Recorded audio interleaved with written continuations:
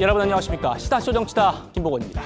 한동훈 전 비대위원장이 전당대회 출마를 결심해서 캠프를 꾸리고 러닝메이트를 물색하고 있다는 보도가 나왔습니다. 제가 한 전 위원장과 한 전 위원장 측을 직접 취재했습니다. 그 내용을 전해드리겠습니다. 이재명 민주당 대표의 대북 송금 사건을 이화영 전 부지사의 1심을 유죄를 선고한 재판부가 맡게 됐습니다. 공교롭지요. 재판에 어떤 영향을 주게 될지 따져보겠습니다. 저는 1분 뒤에 돌아옵니다.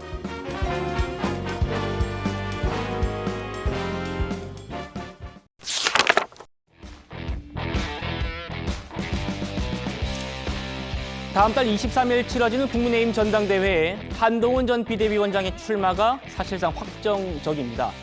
어차피 대표는 한동훈, 어대한 대세론 속에 나경원, 안철수 의원을 비롯한 다른 당권 주자들도 막판 고민에 들어갔습니다.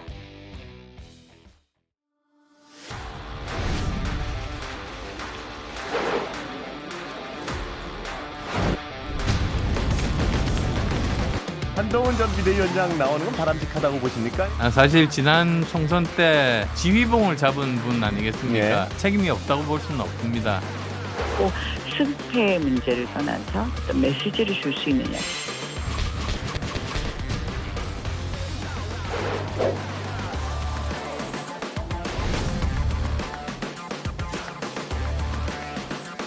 어디에서 뭐라든 나라를 걱정 안 해서 하겠습니다. 저는 제가 한 약속을 지키겠습니다.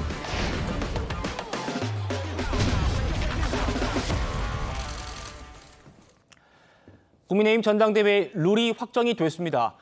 당대표 한 사람한테 힘을 몰아주는 1인 지도 체제를 유지하기로 했고요. 그리고 당원 80%, 국민 여론 20%를 반영하기로 했습니다. 호준석 대변인님, 이걸 두고 지금 일부 당권 주자들 사이에서 당원 100%로 갔어야 한다. 여론조사 반영을 20% 한 것 잘못됐다. 이런 강하게 반발도 나오던데요. 어떻습니까? 두 가지 측면으로 볼 수 있을 것 같은데요. 자, 첫 번째는 이렇게 이제 룰이 변경돼서 어떤 특정한 주자한테 얼마나 유리하냐, 불리하냐, 그것이 이제 그런 구도가 뚜렷한 상황이라면 여러 가지 반발이 있을 수 있고 여러 가지 반응이 나올 수가 있겠죠. 그렇지만 사실 지금 이번 전당대회는 현실적으로 룰을 어떻게 하든지 특정한 주자, 한동훈 전 비대위원장이 어떻게 하든지 이제 유리하다라는 것이 이제 일반적인 보편적인 관측이기 때문에 그것이 이제 큰 논쟁이 되지는 않을 것 같고요. 국민이 대통령을 뽑고 당원이 당대표를 뽑는다라는 말은 원론적으로는 사실 그것도 이제 일리가 있는 얘기입니다. 그렇지만 이제 정치적인 상황 속에서 지난번 전당대회 때 이렇게 7대 3이었던 것을 당원 100%로 바꾼 것이 그때 이제 특정한 후보를 밀어주기 위해서 그런 것이 아니냐라는 그런 그 비판들이 있었지 않습니까? 김기현 대표를 밀어주기 위한 용산의 그런 계획 아니냐 이런 얘기가 있었죠. 그렇습니다. 이제 그런 그 맥락 속에서 그렇다면 이번에는 이제 그 전으로 돌아가자라는 그런 그 문제 제기가 있었던 것이고 그 전엔 7대 3이었던 것이고요. 그래서 이제 7대 3이냐 8대 2냐 그 논쟁 속에서 이번에 8대 2로 결정이 된 것이고, 그러니까 이것은 조금 정치적인 맥락, 어떨 이제 시대 정신이라는 것이 있는 거고요. 그래서 우리 당이 개혁을 한다 그런 그 오해를 받지 않겠다 그런 취지에서 결정한 것이기 때문에 이 논쟁이 뭐 논란이 크게 이어지지는 저는 않을 것이라고 생각합니다. 그렇군요. 송 변호사님. 권성동 의원이 이렇게 얘기를 했나 봅니다. 그러니까 당원 100% 투표하기로 한 걸 한 번밖에 안 했는데 그러면 이번 총선 패배 원인이 당원 100%를 반영한 그것 때문이라는 거냐 이렇게 좀 반발을 하나 봅니다.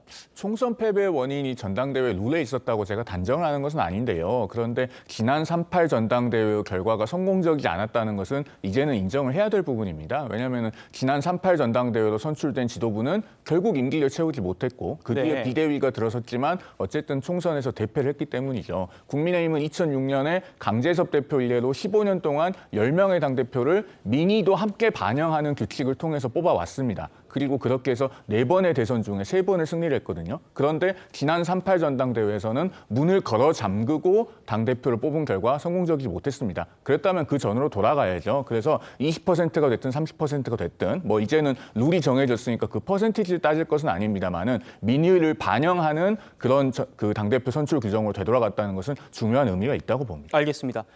지난 3.8 전당대회가 특별했던 거고 다시 복귀한 거다 원래대로 이런 말씀 같습니다. 한동훈 지지세가 너무 강하다 보니까 국민의힘 지도부는 되려 흥행이 안 될까 봐 우려하는 분위기도 있다고 합니다. 그래서 전당대회에 출마하려면 당에 내야 하는 그 기탁금이라는 게 있는데요. 그 액수를 낮추는 방안도 논의되고 있습니다. 그러니까 2023년 전당대회 때 당 대표에 출마하려면 1억 2천만 원을 당에 내야 하고요. 최고위원이 나오려면 4천만 원을 내야 했습니다. 이거 한 번 내면 돌려받지 못하는 돈이에요. 그러다 보니까 한동훈 전 위원장이 출마 채비에 나서면서 어차피 떨어질 수도 있는 거 내가 1억 2천이나 내고 나가야 하냐, 출마를 주저하는 그런 당권 주자들이 있어서 좀 더 기회를 열어주자는 차원인 것 같은데, 설 변호사님. 네. 민주당의 경우에는 2022년 전당대회 때 보니까 당대표 후보 기탁금 1,500만 원. 네. 거의 한 10분의 1 가까운 액수고 최고위원은 500만 원밖에 안 되더라고요. 뭐 여기에 뭐 청년, 여성 거기는 더 혜택을 줍니다. 아, 그렇군요. 그래서 또 거기서도 여기서도 2분의 1을 뭐 부담하게 한다든지. 그러니까 이게 어떤 의미가 있는 것이냐면 최대한 어찌 보면 출마에 많은 후보군들이 나오는 게 어찌 보면 당원들의 선택이라든지 그다음에 민심의 선택을 받을 수 있기 때문에 저는 그런 측면에서라면 지금의 국민의힘 기탁금은 굉장히 높습니다. 실제 과거에 국회의원 선거를 나감에 있어서도 기탁금이 굉장히 높았습니다만은 헌법재판소에서 어떤 이 출마의 자유라든지 이런 여러 가지 위헌의 소지가 있다 그래서 지금 네. 굉장히 많이 국회의원은 1,500만 원까지 낮춰졌거든요. 그렇다고 한다면 저는 어찌됐든 간에 지금 국민의힘에서의 이러한 그 기탁금이 고액의 기탁금은 상당한 많은 제약이 될 수도 있어요. 특히 뭐 좀 여유가 있거나 그러신 분들은 상관이 없습니다만은 지난번 보면 천하람 지금 현 의원이죠. 개혁신당 의원 같은 경우 지난번 국민의힘 전당대회에 당대표로 출마를 했거든요. 맞아요. 정말 어렵게 1억을 모아가지고 정말 내고 탈락을 하지 않았습니까? 네. 굉장히 본인도 제가 나중에 들어본 말에 의하면 정말 많이 힘들었었다. 친하시잖아요. 네, 그렇죠. 예. 친하기도 하고 그렇지만은 그렇더라도 당대표 1억 이상의 홍보비는 충분히 했다라고 본인은 생각을 하고 저는 그로 인해서 이제 뭐 국회의원까지 됐다고 생각을 하지만 작년에 생각을 해보십시오. 작년에 그 컷오프 되신 분들 돈 돌려달라. 이런 뭐 소송한다. 네. 강신업 뭐 그 씨 예, 같은 경우에는 그렇습니다. 그런 일도 있었거든요. 그런 면에서라면 저는 이번에 국민의힘에서는 이번 이 기탁금에 대해서 한번 고민을 진지하게 해볼 필요가 있다 저는 생각합니다. 그러니까요. 당대표 나오려면 1억 2천이 있어야 한다. 한번 내면 끝인 돈인데. 떨어진 사람들은 어떡할까? 저도 그런 생각이 듭니다. 지금 국민의힘에서 이 기탁금을 낮춰주겠다는 움직임이 있으니까 곧바로 이분이 나도 그러면 한번 도전해볼까 한다고 합니다. 바로 이분입니다. 김재섭 당선이, 이제 의원이죠. 예, 김재섭 의원이 당대표 출마를 포함해서 당에서 어떤 역할을 할 수 있을지 고심하고 있다. 뭐 이렇게 얘기를 했는데 저희가 그래서 좀 추가 취재를 해보니까요. 당대표에 나가겠다 이렇게 결심하는 건 아니고 좀 지켜보겠다는 말이다라고 좀 한 발 빼긴 했습니다만 여선홍 행정관님 어쨌든 이 지금 기탁금을 낮추면은 청년 정치인들이 한번 도전해 볼 수 있는 문턱은 낮아지는 건 맞는 것 같아요. 맞습니다. 그러니까 지금 기탁금을 유지하는 이유 중에 하나가 어쨌든 후보자 뭐 난립을 막기 위해서인데 예를 들면은 국회의원 정도 되는 분들도 이 기탁금 때문에 출마를 주저한다고 하면은 그 금액은 굉장히 높은 것 같습니다. 지금 뭐 김재섭 의원 같은 경우에는 지금 국민의힘에서 저희 뭐 그 서울 수도권에서 당선된 뭐 이런 이력을 가지고 있어서 지금 이번뿐만 아니라 초반부터 약간 당대표 후보군으로 실제 뭐 당대표 당선 여부와는 상관없이 전당대 흥행을 위해서라도 출마를 해야 된다 이런 분위기가 조금 있었거든요. 네. 근데 오늘 이제 뭐 김재섭 의원 뭐 어쨌든 이제 좀 출마를 고민하고 있다 이런 것들이 어쨌든 그 기탁금 내려가는 것들과 같이 검토되면서 그 국민의힘 전당대회 어쨌든 흥행에 약간 어떻게 보면은 뭐 녹색불이 들어왔다 이렇게 볼 수 있을 것 같습니다. 알겠습니다. 어차피 대표는 한동훈이라는 대세론 속에서 내가 나가봤자 떨어질 건데 내가 그 1억 2천 이 거액을 내고 왜 나가라는 사람들이 있기 때문에 흥행에 빨간불이 들어왔고 이걸 타개하기 위해서 지금 당이 고민하고 있다는 그런 모습입니다. 앞서서 한동훈 전 위원장은 총선 과정에서도요. 정계 활동을 이어나갈 것을 여러 번 암시했었죠. 한번 듣고 오시겠습니다. 제가 끝나면 어디 가버릴 거다 얘기하는데 그럴 일 없습니다. 저는 여러분의 곁에서 끝까지 봉사할 겁니다. 저 그렇게 만만하지 않습니다. 저는 여러분을 위해서 총선 이후에도 제 역할을 다할 겁니다. 저는 공적인 영역에서 공공선을 추구하는 인생을 살기로 결심했어요. 최선을 다해서 그 삶을 살 생각이에요. 한동훈 전 위원장 전당대회 나올 것 같습니다.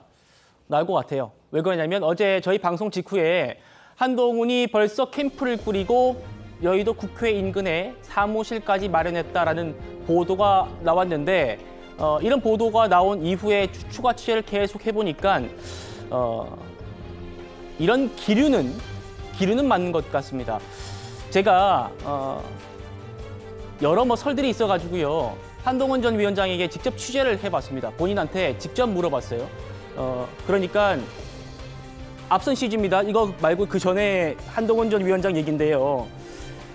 사무실 계약한 적이 없고 캠프를 꾸리고 있다는 말도 사실이 아니다라고 저한테 얘기를 했습니다. 그러니까 뭐 이 말이 내가 전당대회 안 나가겠다라는 말은 아니고요. 지금 이렇게까지 내가 빨리 하드웨어를 갖출 필요는 없다. 뭐 다른 게 좀 더 급하다라는 그런 느낌을 받았습니다. 그리고 한동훈 위원장 측 인사도 출마 선언도 안 했는데 아직 캠프를 차릴 때는 아니다. 그리고 여의도에 공실이 널려 있기 때문에 뭐 서둘러 차릴 필요는 없다. 뭐 이렇게 또 얘기를 했습니다. 홍준석 대변인님. 그러니까 한동훈 전 위원장이 출마를 하는 건 맞는 것 같아요. 그리고 이제 캠프까지는 아니지만 여러 사람 만나면서 본인과 함께할 사람들을 만나는 과정은 맞는 것 같고 당에서는 지금 어떻게 좀 이 모습을 보고 계시는지요? 이제 그 전당대회가 7월 25일 뭐 그 안팎으로 이제 결정이 사실상 됐기 때문에 그러면 이제 후보 등록을 해야 되는 날짜가 얼마 남지 않았거든요. 자, 그렇다면은 그 지금 한동훈 전 위원장 입장에서는 당연히 지금 실무적인 아주 구체적인 실무적인 것까지 검토하고 준비를 해야 되는 그 단계인 것이 맞습니다. 그래서 캠프를 지금 사무실은 얻지 않았다 하더라도 그럼 사무실은 어디에다 얻어야 될 것인가라든가 그러면 전체 책임자는 누가 해야 될 것이고 각 분야별 책임자는 누가 해야 될 것이고 이런 것들 지금 고민하고 있을 것이고요. 고민하고 있지 않다면은 그것이 이제 정상이 아닌 것이겠죠. 예. 그래서 거기에 이제 누구 같이 해야 될 사람들을 접촉하고 뭐 하는 그런 과정들이 지금 진행되고 있는 것으로 보이고요. 당에서는 어차피 이제 한동훈 위원장이 출마할 것이라는 사실을 이미 거의 한 달 전부터 대부분의 사람들이 기정사실로 받아들이고 있지 않았습니까? 그래서 이것이 이제 큰 판도에 어떤 영향을 미칠 것 같지는 않습니다만은 아까 이제 김재섭 그 의원 같은 그런 후보들 지금까지 이제 많이 거론이 되지 않았었던 그런 후보들이 나오려는 움직임은 저는 굉장히 긍정적이라 생각하고요. 과거에 이준석 대표가 출마한다고 했을 때 초기에는 유력한 그 후보가 될 것이라고 아무도 예측하지 않았습니다. 그런데 놀랍게도 이제 판도가 변화했던 것이거든요. 예. 그것이 저는 저희 당이 다음 지방선거 대선에서 이기려면은 2030 젊은 세대들의 지지를 얻어야 되고 그 마음을 얻어야 되기 때문에 이런 움직임이 굉장히 필요하고 긍정적이다라고 생각합니다. 예. 송영훈 변호사님. 그러니까 한동훈 전 위원장 본인 얘기를 제가 들었을 때 느낌은 사무실이랑은 급한 건 아니고 나 다른 거 좀 준비하고 있다 이런 느낌이었단 말입니다. 당에서는 이제 한동훈 대세론을 좀 경계하면서 흥행을 또 고민하고 있는 이런 상황을 저희 짚어보고 있는데 어떻게 좀 바라보고 계십니까, 이 상황이요? 사무실이 급하지는 않을 것 같습니다. 저도 이제 어제 저녁에 한 방송에서 보도를 해서 이미 뭐 캠프를 꾸리고 있는 줄 알았는데 지금 아직 뭐 사무실은 안 얻었다고 하니까 그게 맞는 것 같고요. 예.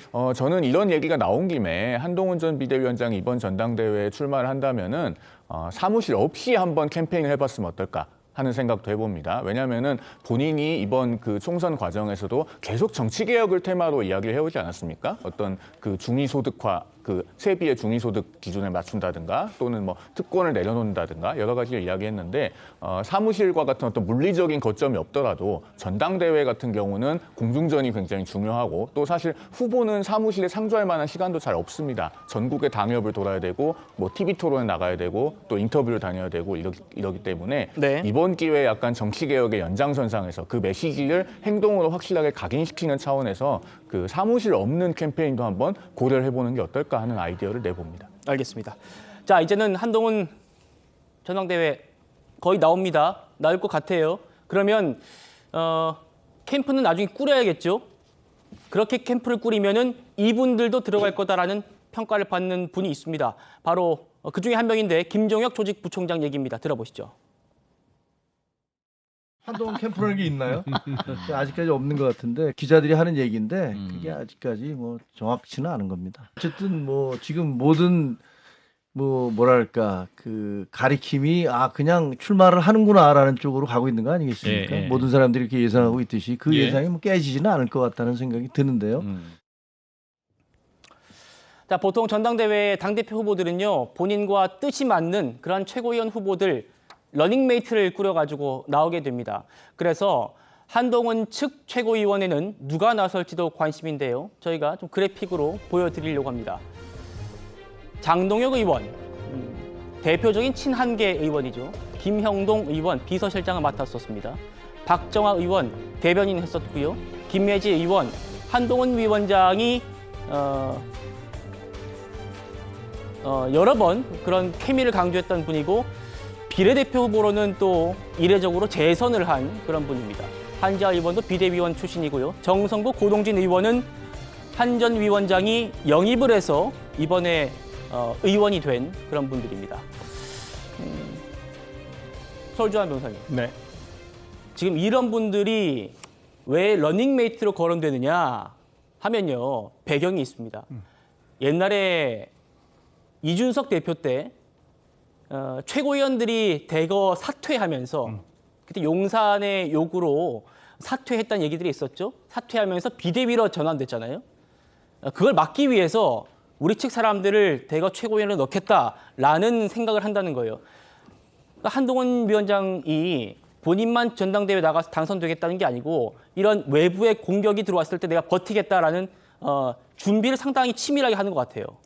그러니까 저는 이번 당헌 당규 개정 사항 중에서 저는 이것도 고쳐야 한다고 얘기를 한번 드린 적이 있거든요.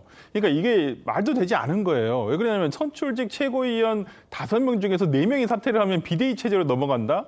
이건 4명, 그러니까 이건 당대표의 어떤 거리사항이라든지 어떤 다른 외적 요인 하나도 없이 그냥 최고위원 4명만 짝짝꿍이 된다고 한다면 바로 비대위로 넘어갈 수가 있어요. 그렇다고 한다면 이게 안정적인 비대위 어떤 그 안정적인 당 운영을 할 수 있다라는 그런 보장이 없는데, 당시에 이것은 어찌 보면 이준석 당대표를 축출하기 위한 하나의 규정이 저는 악법이었다고 봅니다. 굉장히 저는 그래서 이번에 이것이 지금 개정될 줄 알았어요. 이걸 삭제해야 된다라고 생각을 했었는데 일단 없는 상태에서는 어쩔 수 없이 당대표가 자기의 러닝메이트, 그러니까 모르겠습니다. 이제 민주당에서는 이런 러닝메이트 개념이 거의 없어요. 여기는 당대표는 당대표대로 하고, 그다음에 최고위원들은 최고위원대로 하는데, 뭐 최고위원이 예를 들어서 2-3명이 아니 4명이 사퇴를 한다 손 치더라도 비대위로 넘어가지는 않거든요. 그렇기 때문에 이러한 체제가 없는데, 저는 이거 차제에는 저는 이 규정은 저는 삭제를 하는 게 맞다고 보고요. 뭐 어찌됐든가 이번 선거에서 이게 필요하다고 한다면 한동훈 비대위원장으로서 본인과 뜻을 같이 할 수 있는 어떤 최고위원 후보 러닝메이트들을 구할 수밖에 없는 상황이 돼버렸거든요. 그러니까 이게 일장일단이 있는 것이 당대표와 최고위원들이 뜻을 같이 해서 당의 운영이 효율성은 있을 수 있습니다만은 당의 다양한 목소리가 제어가 될 수 있다는 부분에서는 상당히 이 규정 자체가 저는 좀 많이 앞으로는 삭제가 돼야 되지 않을까 싶습니다. 그렇군요. 러닝메이트로 거론되는 분들, 저희가 보여드렸던 이분들요, 총선 과정에서 한동훈 전 위원장과 아주 케미를 이루었던 분들입니다. 다시 한번 만나보시죠. 우리 팀을 한 분 한 분 소개시켜 드리겠습니다. 우리 국민의힘의 총선 실무를 담당하실 장동혁 의원이십니다. 우리의 김혜지 의원이십니다. 날은 저물고 배는 고프고 한동훈 위원장님과 사진은 찍어야 되는데 여러분들의 불안한 눈빛을 보고, 그래서 저는 이하 동훈 저는 한동훈 위원장님 모십니다 그랬더니 내가 이거 흉내 잘못내면 큰일인데 어떻게 우리는 오늘 근무야 근무.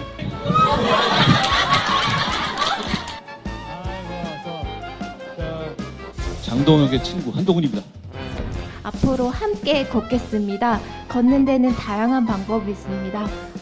저처럼 안내견과 함께 걷는 사람, 지팡이와 함께 걷는 사람, 그리고 휠체어로 걷는 사람.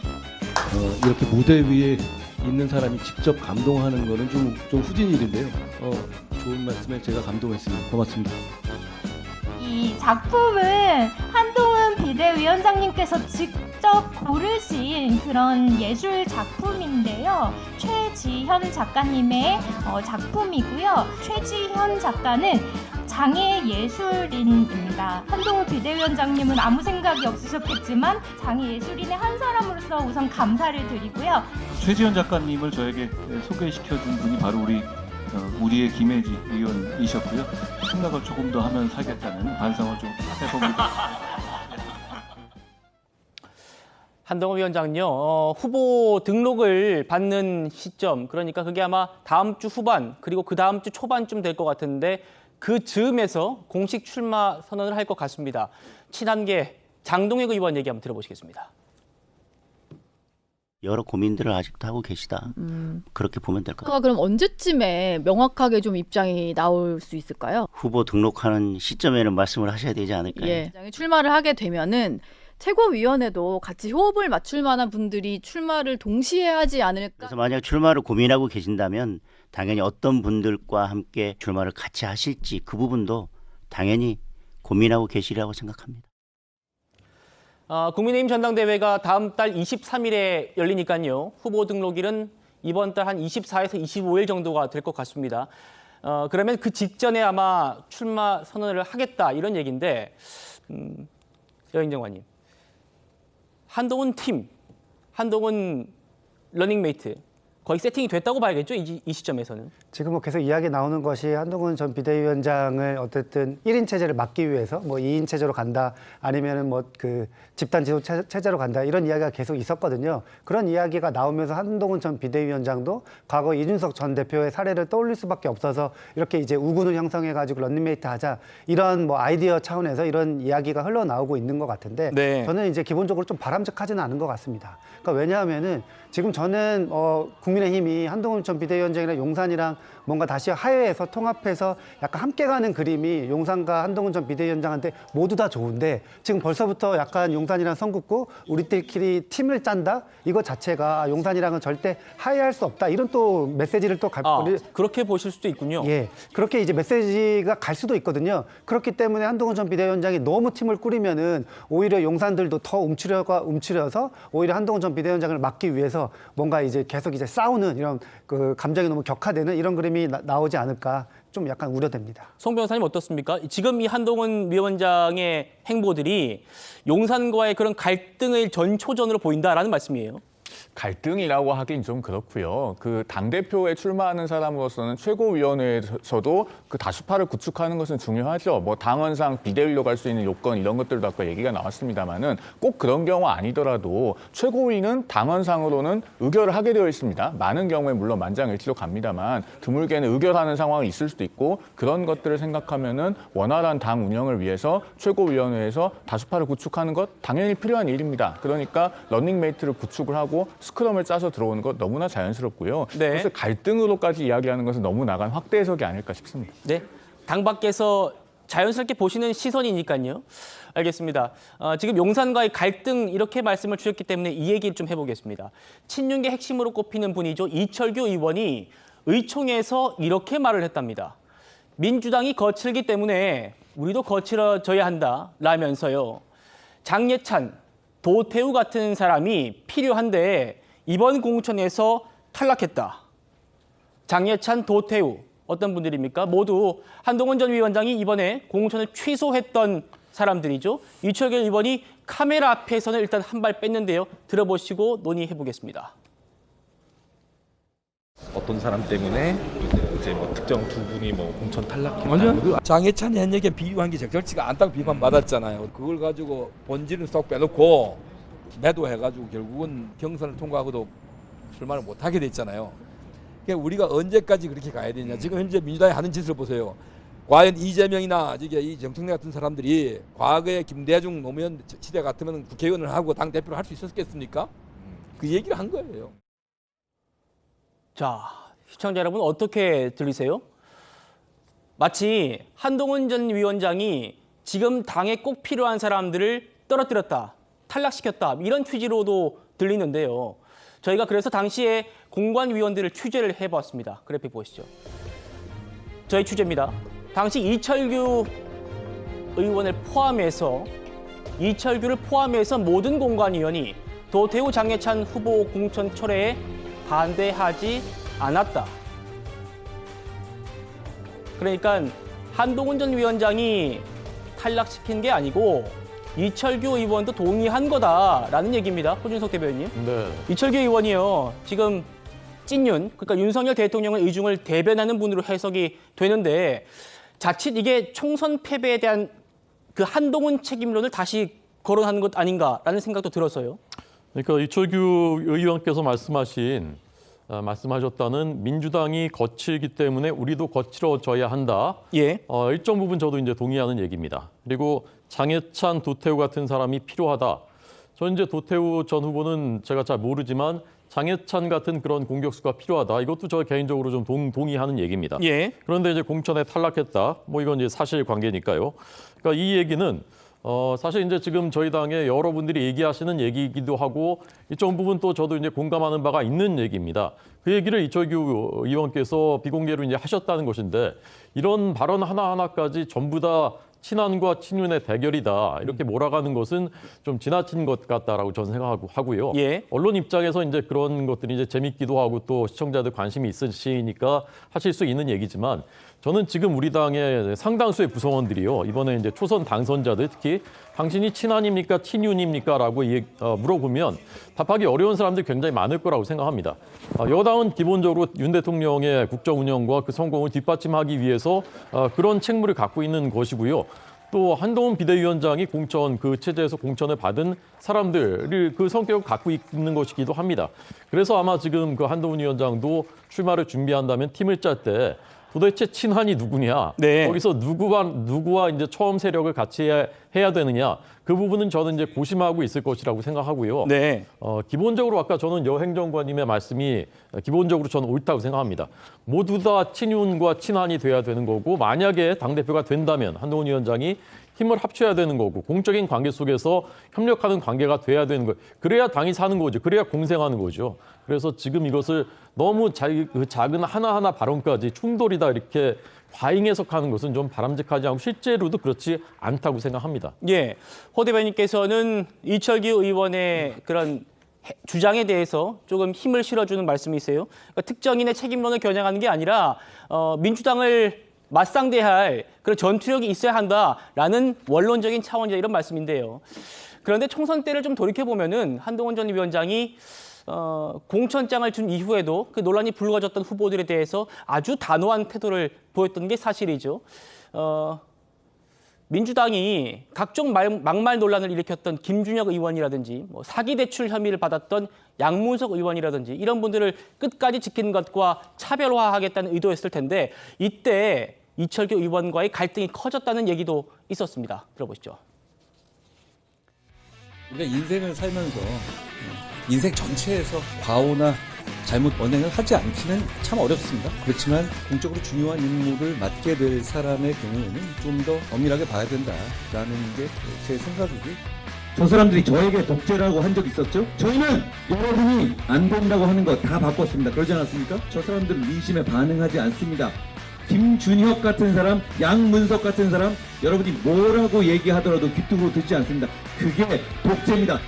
도태우와 장해찬 공천 취소 문제 때문에 도태우, 이철규 부산의 공관위원과 장동혁 공관위원이 엄청 언쟁을 했습니다. 이 문제는 한동훈 비대위원장하고 이철규 연합까지 언쟁까지 확대된 거예요. 여론이 좀 이렇게 이상하게 돌아가니까 한동훈 비대위원장과 장동혁 그 당시 공관위원이 공관위하고 특별히 논의도 없이 일방적으로 공천을 취소해버렸다는 거예요. 예. 그것 때문에 이제 불쾌했다는 거고. 자, 뭐 장해찬 전 후보죠. 장해찬 전 후보의 그 대야 전투력 모두가 인정하는 부분 아니겠습니까? 아마 뭐 지금 최근에 그 무기력했던 그런 국민의힘 모습 보면서 장해찬 같은 투쟁력을 아쉬워하는 그런 여당 지지층분들 분명히 있으실 겁니다. 호 대변인도 그 부분 말씀하신 것 같고요. 한번 만나보고 오시죠. 민주당의 이재명 대표는 형수님에게 패륜적인 쌍욕을 하고도 뻔뻔하게 야당 대표로 전국을 돌아다니고 있습니다. 부족한 제가 어린 시절 말실수는 했을지언정 저들처럼 파렴치한 인생을 살지는 않았습니다. 서서 죽을지언정 무릎 꿇지 않겠습니다. 부산이 참 좁은 거 봅니다. 우리 저기 7번이 장혜찬 후보죠. 법인카드 의혹을 폭로한 고객세보자 조명현이 있다. 이재명은 조명현에게 사과하라, 사과하라, 사과하라. 저게 장혜찬 후보의 본격 같습니다. 한번 듣고 조명현에게 사과하라, 사과하라, 사과하라. 뭔 사과를 해? 뭔 소리인지 들려요? 드리겠습니다. 여기 조명현이 와 있다. 보신 것처럼 공천 취소 이후에 장예찬 후보가 무소속으로 출마를 강행했었는데 10%도 득표하지 못하고 탈락했습니다. 9% 얻었었습니다. 설주환 변호사님. 네. 이철규 의원이 장예찬이란 이름을 거론한 의도 혹시 호 대변인과 다른 생각이신가요? 네, 그러니까 뭐 국민의힘에서 지금 어떤 공격수가 뚜렷한 공격수가 보이지 않는 부분이 있어서 조금 뭐 아쉬움에 과거에 흘러간 어찌 보면 어떤 공격수들을 지금 다시 찾고 있는데 지난 우리가 총선 때로 한번 되돌아가 보게요. 그렇다면 도태우 후보와 장혜찬 후보가 국민의 눈높이에 맞는 후보였나요? 눈높이에 맞지 않은 후보였기 때문에 국민의힘에서도 스스로 공천 철회를 한 것입니다. 그렇다고 해서 그분들이 공격수가 좋다 해서 그분들의 어떤 국민의 눈높이에 맞지 않은 기준을 가지고 있는 자질을 가지고 있는 이분들을 다시 소환한다? 그만큼 지금 국민의힘이 참 어렵구나라는 것을 저는 반면교사 볼 수도 있을 것 같은데 예를 들어서 민주당이 지금 막 나가고 있는 건 사실이죠. 힘을 과시하고 있는 건 사실이에요. 네. 괴물과 싸우기 위해서 내가 괴물이 돼야 된다? 그건 맞지 않는 거예요. 네. 괴물과 싸우기 위해서 나는 기사가 돼야죠. 그런데 지금 이철규 의원이 하는 말은 내가 우리 스스로 괴물이 되자고 하는 얘기거든요.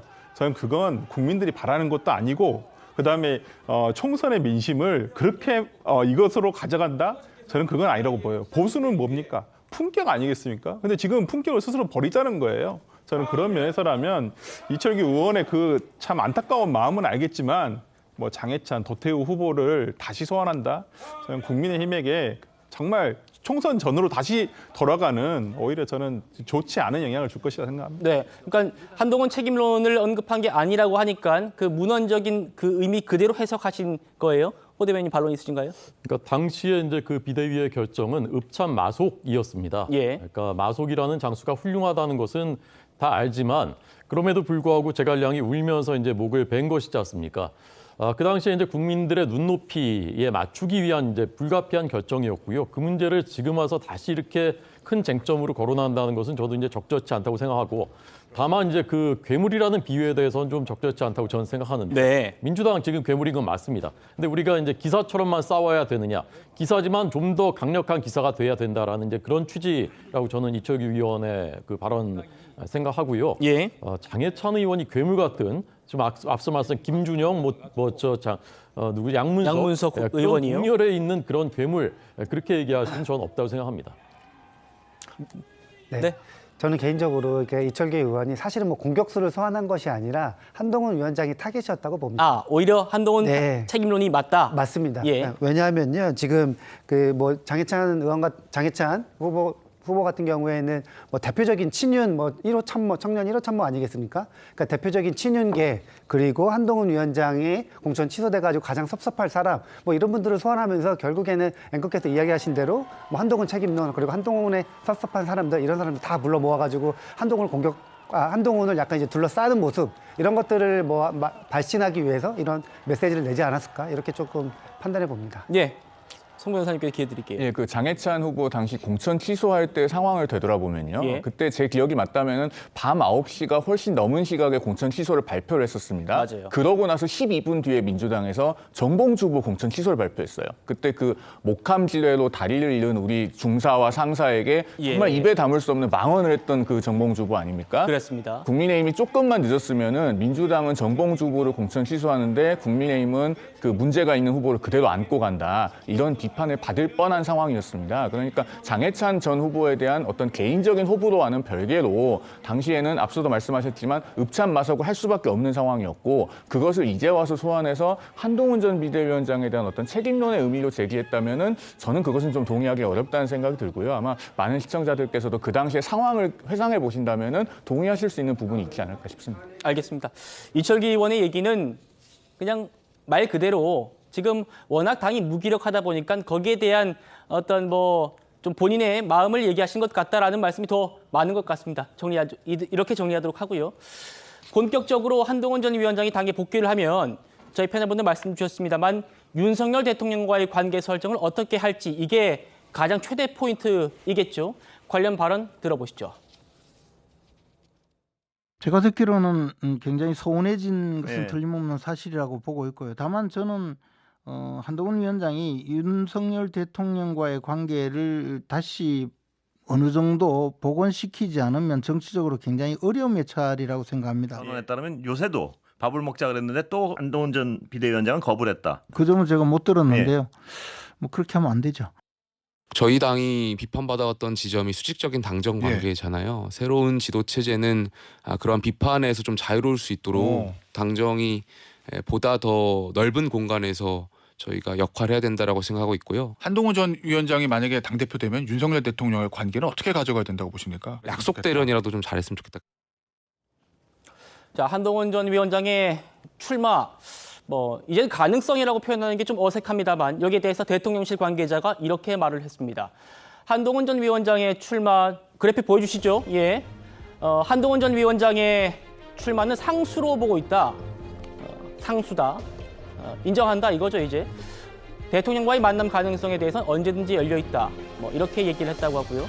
그리고 어제 저희가 전해드린 대로 한 전 위원장이 최근 당 인사들을 만나서 당정 관계를 이렇게 이끌어가겠다고 말한 그 부분입니다. 여당과 정부가 어느 한쪽에 종속되는 것처럼 운영되면 시너지를 낼 수 없다. 용산에 종속되지 않겠다라는 얘기입니다. 용산과 여당의 관계에 대해서 호 대변인이 아까 말씀 주셨으니까 송 변호사님께 한 번 더 여쭤볼게요.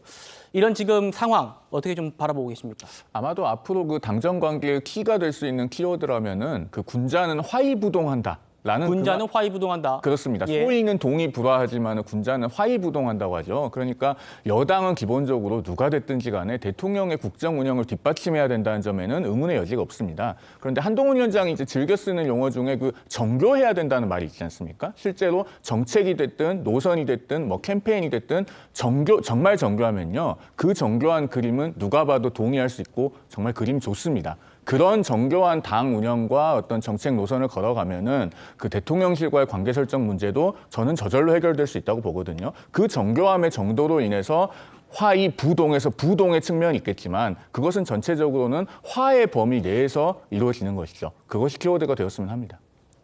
알겠습니다.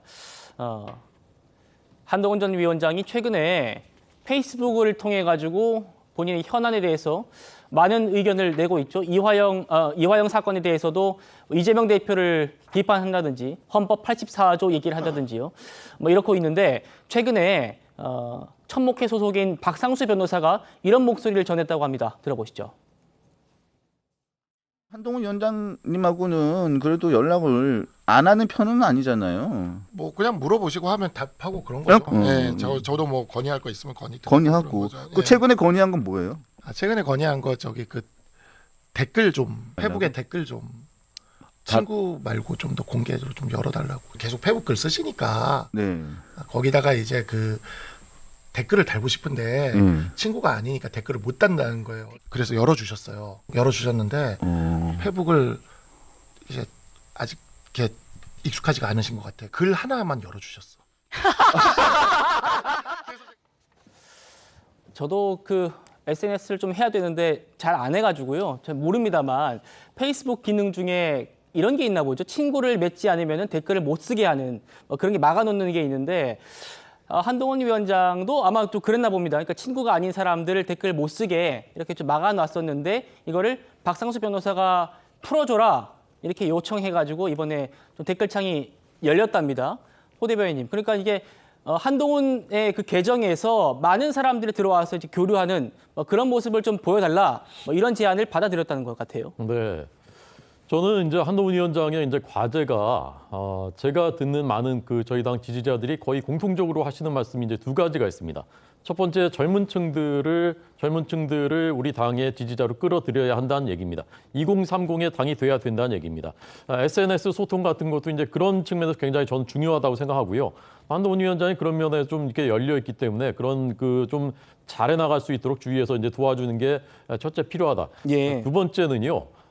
한동훈 위원장이 잘 싸운다는 것은 전 국민이 이제 알고 있습니다.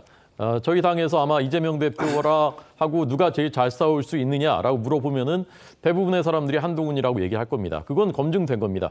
그것만 가지고 저는 선거에 이길 수 없다고 생각합니다. 다음 선거, 지방선거, 대선에서 우리가 이기려면은 미래에 대한 비전, 국민의힘은 무엇을 추구하는가, 보수는 무엇을 추구하는가라는 것을 키워드로 제기해 줄 수 있는, 국민들이 쉽게 알아듣고 동의할 수 있는 그런 비전, 그리고 민생, 우리의 생활에 직접 관련되어 있는 밀접한 것, 그런 것들에 대한 비전을 보여주는 그 역할을 한동훈이 잘할 수 있느냐 없느냐, 거기에서 이제 승부가 갈린다는 것입니다. 그래서 예. 그 두 가지 한동훈 위원장께서 좀 염두에 두어 주셨으면 좋겠고, 저렇게 이제 직접 뭐 듣고 거기에 따라서 뭐 이렇게 댓글도 열어주고 SNS로 많이 소통하려고 하고, 이런 모습들은 이거 저 보좌진한테 맡기지 말고 이거는 나중에 당 대표가 되시더라도 이런 것들 직접 좀 하고 그런 모습 계속 보여주셨으면 저는 좋겠습니다. 알겠습니다.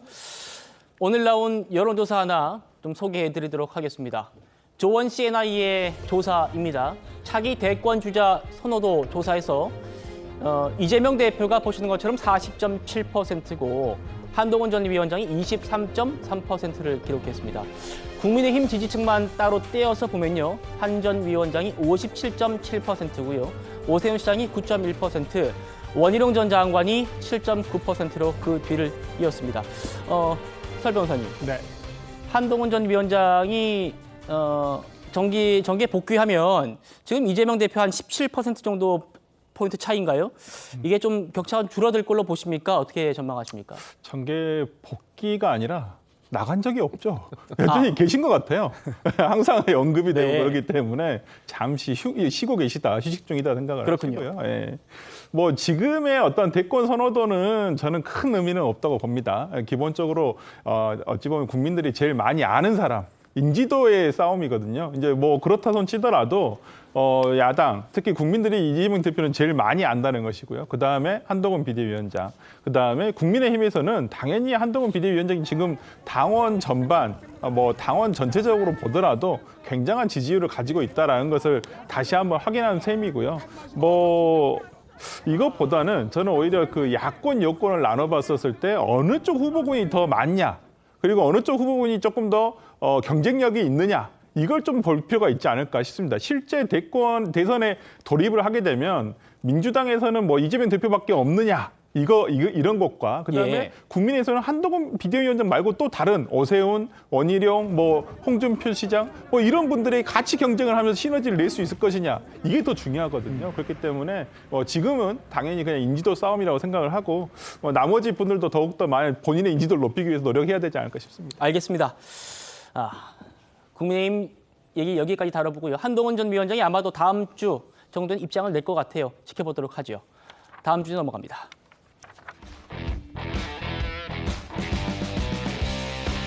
이재명 대표 얘기입니다. 제3자 뇌물 혐의로 기소됐죠. 불법 대북 송금 사건 재판부가 확정됐는데요.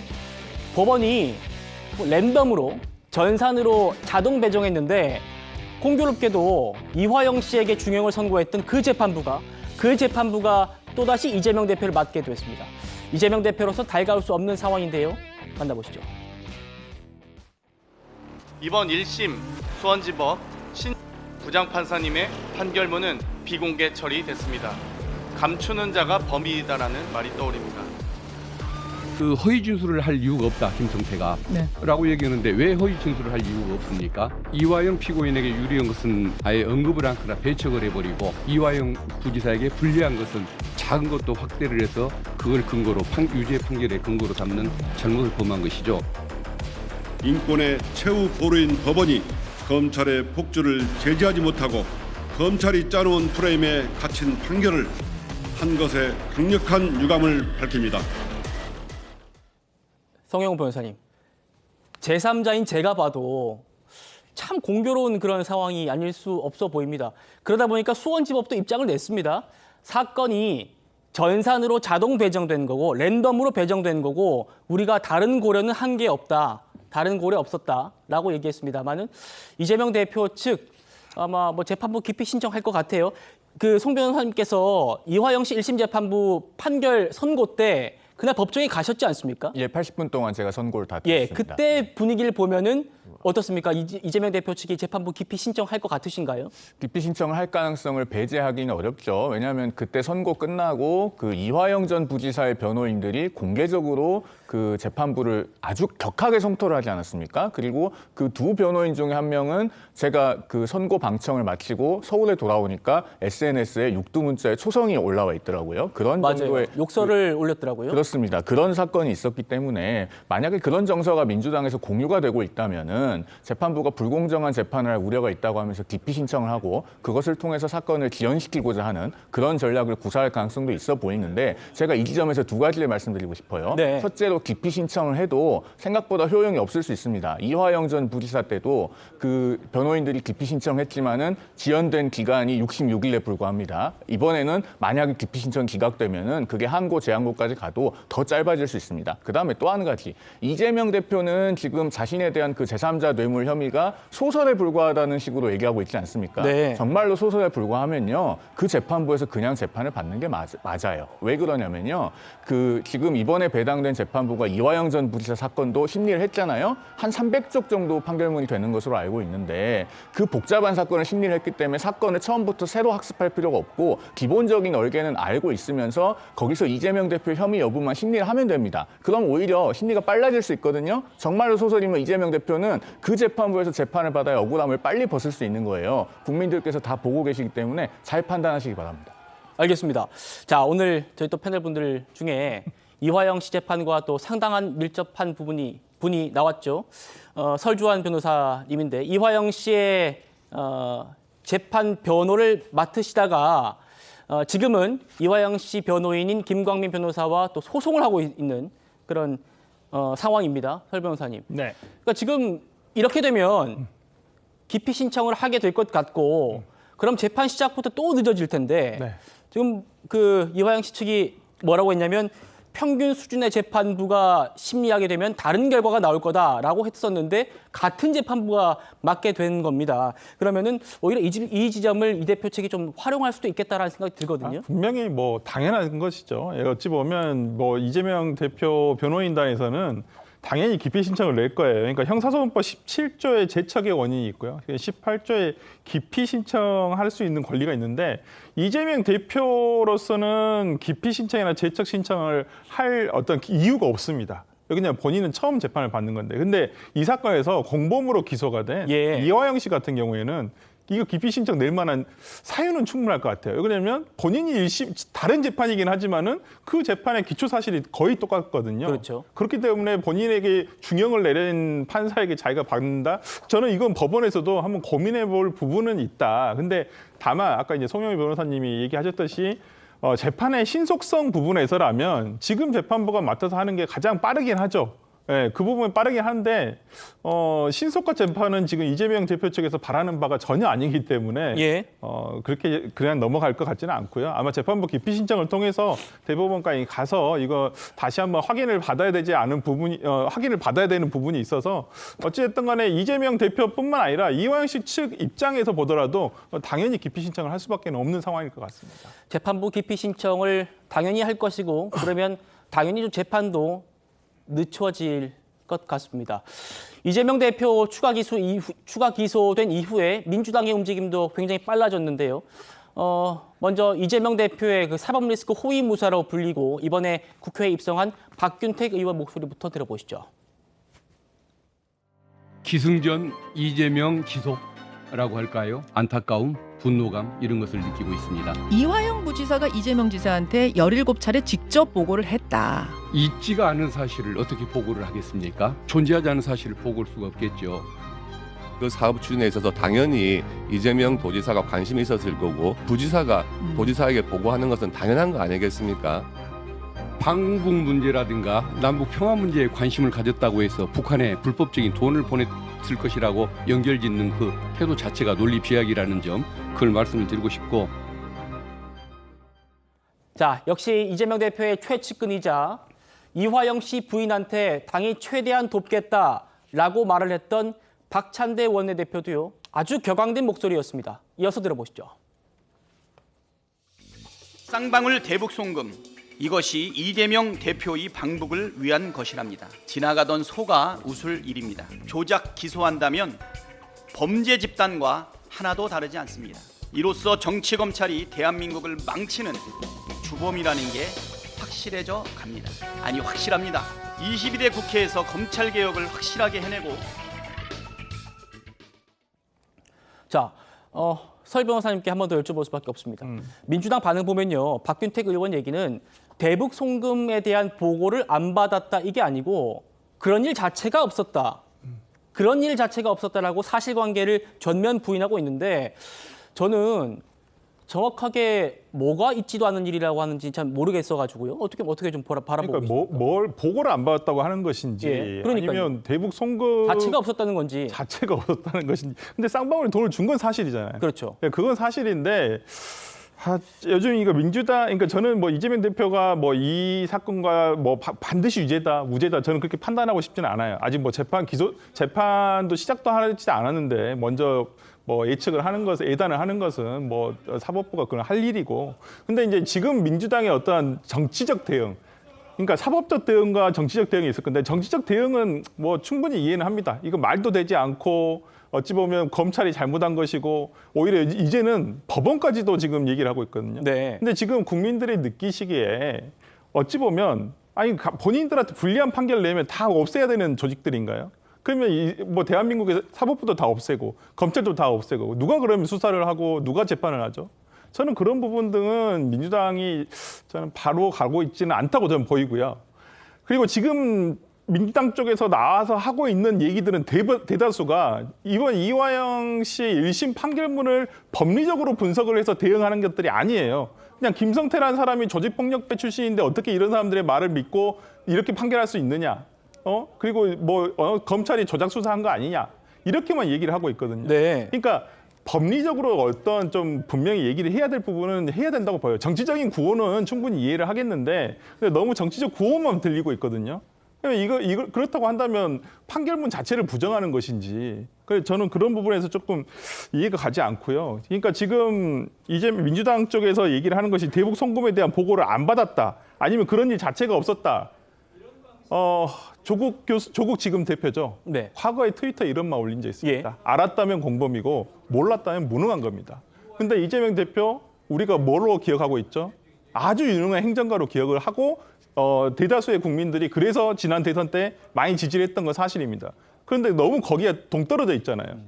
그러니까 좀 이런 부분에 있어서 조금 1심 판결문을 저도 보면서 조금 의아한 부분도 있고 그렇습니다. 저는 법리적으로 한번 민주당이 조금 더 이렇게 좀 대응을 하는 것이 좋지 않겠냐 생각합니다. 예, 설 변호사님께서 민주당은 사법부를 없애자는 거냐, 도대체 판결문을 보고 얘기를 하는 거냐, 뭐 이런 말씀 주셨어요. 호 대변인님. 지금 민주당은 정치 재판이다, 이렇게 법리적인 부분이 아니라 정치적인 구호를 많이 외치고 있는 것 같아요. 국민님 어떻게 바라보고 계십니까? 정신 승리를 하고 계시다는 정신 승리다. 생각이 예. 들었고요. 2018년 6월에 트럼프 김정은의 정상회담이 싱가포르에서 열렸습니다. 그 당시 분위기로는 이제 북한에 올라타지 않으면은 다음 대선은 이제 어렵다라는 이제 분위기가 이제 팽배했었죠. 바로 다음 달에 이재명 지사가 이화영 씨를 평화부지사라고 이제 영입을 합니다. 이화영 씨는 국회의원일 때부터 뭐 북한에 얼마나 많이 갔는지 알 수 없다라고 할 정도로 북한의 루트 뚫는데 아주 전문가입니다. 자, 그런데 두 달 뒤인 2018년 9월에 남북 정상회담 평양에서 열렸는데 대표단에서 이재명 지사가 빠졌죠. 그러니까 부랴부랴 그 다음 달 10월에 이화영 부지사가 북한에 2번이나 갑니다. 그래서 이재명 지사 방북을 추진하겠다라고 기자회견 통해서 밝힙니다. 그 기사를 이재명 당시 지사가 본인의 SNS에 링크하면서 이화영 부지사님 수고하셨습니다라고 씁니다. 바로 다음 달 11월에 북한의 리종혁 등 5명이 경기도를 방문합니다. 그래서 예. 이재명 지사 방북을 추진하겠다라고 말합니다. 그렇죠. 이 지사가 육로로 가고 싶다라고 하니까 육로는 너무 시간 많이 걸리니까 헬기로 평양까지 와서 거기서 벤츠를 타고 갑시다. 그래서 그 비용을 헬기 벤츠 비용을 결국 쌍방울이 대납했다라는 것이 이제 이번 사건의 개요입니다. 그리고 몇 달 지나서 2019년 1월에는 중국에 있는 김성태 회장하고 이재명 지사가 전화 바꿔주니까 통화를 해가지고 김 회장님 고맙습니다라고 말했다라는 것이 김성태 회장의 진술이지 않습니까? 그리고 넉 달 뒤인 2019년 5월에는 김성태 회장의 모친상에 이재명 지사의 비서실장에 가서 조문을 합니다. 그리고 2019년 7월에는 이화영 부지사가 지사님의 방북 비용까지 합쳐서 비즈니스적으로 쌍방울이 처리하기로 추진하고 있습니다라고 했더니 잘 진행됐으면 좋겠습니다라고 말했다라는 것이 영장에 적시가 돼 있습니다. 자, 일이 이렇게까지 진행이 됐는데 이재명 지사께 대표께서는 이제 와서 어떤 얘기를 합니까? 도저히 어떻게 부인할 수 없는 논리 구조니까 자기도 모르게 직인이 찍혀가지고 이화영 지사가 그런 것들을 했다라는 겁니다. 자, 그러면 한 가지 가능성이 남는 거죠. 이화영 부지사가 어마어마한 사기극을 벌인 것 아닙니까? 이재명 지사 모르게. 그렇다면은 최대 피해자는 이재명 대표 아닙니까? 그런데 왜 박찬대 현 원내대표께서 이화영 부지사 부인 만나서 당이 최대한 돕겠다. 뭘 돕겠다는 겁니까? 최대 피해자 사기범인데. 자, 이런 그 말이 안 되는 얘기고요. 이걸 삼척동자도 판단할 수 있는 일을 1심 재판부가 정확하게 판단하신 거고 이번 재판도 손바닥으로 하늘을 가릴 수 없을 것이라 생각합니다. 자, 지금 수원지검이 조금 전에 입장을 냈습니다. 이런 민주당의 움직임에 대해서요. 민주당이 지금 피고인 측의 일방적인 의혹을 사실인 듯 전파하고 있다. 판결문을 도외시하며 왜곡한다. 그러니까 저희 패널분들 말씀 주신 것처럼 판결문을 지금 읽어보고 얘기하고 있는 거냐. 판결문을 봤다면은 지금 같은 주장을 못한다라는 얘기입니다. 그리고요. 술판 회유 주장, 검찰청 술판 의혹을 민주당이 막판에 주장했는데 그것도 거짓임이 명백히 확인됐다. 또 사실관계를 왜곡한 주장 제기에 유감을 표한다라고 수원지검이 조금 전에 장문에 그런 입장을 냈습니다. 지금 이런 수원지검을 감독 관리하는 그런 국회 부서가 있습니다. 바로 법사위인데요. 민주당이 참 다수당의 그 권한을 10분 활용하고 있는 그런 모습인 것 같습니다. 어제 그 법사위를 처음으로 단독으로 민주당이 열었는데요. 첫날부터 어떤 걸 요구했냐면 이화영 씨 관련한 자료 제출이었습니다. 들어보시죠. 대표님 되기 전에 법사위에 자주 와서 뒷자리에 앉아 계셨다고 하는데 감회가 남다를 것 같습니다. 박균택 의원님 인사해 주시죠. 광주 광산갑 박균택입니다. 통치 수단으로 전락해버린 검찰 등 권력기관을 국민의 품으로 돌려놓는 데 기여하고자 최선을 다하겠습니다. 토론하실 분? 네, 박균택 첫 번째 하시는 건가요?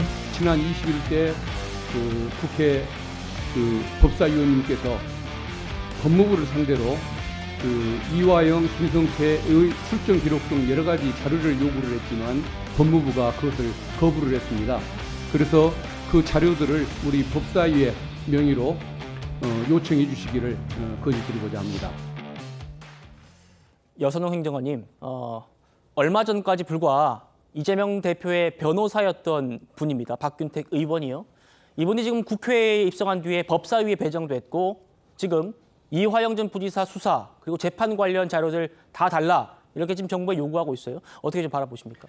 제가 이제 민주당이 먼저 분위기를 조금 말씀드리면요. 민주당의 분위기는 굉장히 약간 격앙돼 있다. 그러니까 이번에 검찰이 수원지검이 이재명 대표를 다시 기소한 것도 그러니까 야당 탄압, 대통령 정적 죽이기의 일환이다. 이렇게 보고 있는 것이거든요. 이미 그 대북 송금 관련해서는 작년 9월에 검찰이 이재명 대표를 기소하기 위해서 뭐 체포영장, 뭐 구속영장 이렇게 이제 청구했는데 결국 이제 법원에 기각됐고 그 이후에도 검찰은 계속해서 이재명 대표를 올가매기 위해서 뭐 이른바 지금 민주당 측에서는 이화영 부지사 관련해서 뭐 술판 그리고 외압 뭐 이런 걸로 계속 이제 진술을 바꾸게 번복하게 해서 결국에는 1심과 같은 재판이 나오게 했다. 뭐 이런 것들이 큰 취지거든요. 이 주장들의 취지가 크게 이것인데 지금 민주당에서는 지금 박균택 의원도 마찬가지지만 이성윤 의원 같은 경우에서 여러 가지 검찰을 압박할 수 있는 이런 법안들을 계속해서 이제 내고 있습니다. 이제 현상이 그런 것인데 저는 지금 앞서 뭐 이야기 나온 대로 어쨌든 이제 뭐 2심이 아직 남아 있고 그래서 2심까지 좀 재판으로 법리적으로 약간